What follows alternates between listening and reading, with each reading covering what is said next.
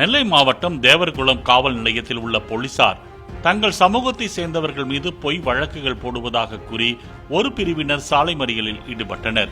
போலீசாருக்கு எதிராக முழக்கமிட்ட அவர்களுக்கும் பாதுகாப்பு பணியில் ஈடுபட்ட போலீசாருக்கும் இடையே தள்ளுமுள்ளு ஏற்பட்டது.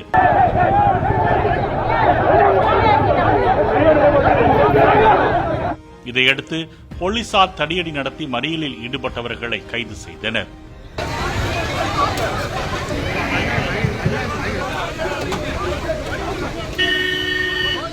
போலீஸ் தடியில் சிலருக்கு காயம் ஏற்பட்டதாக போராட்டத்தில் ஈடுபட்டவர்கள் தெரிவித்தனர். சம்பவத்தை அடுத்து அப்பகுதியில் போலீசார் குவிக்கப்பட்டனர்.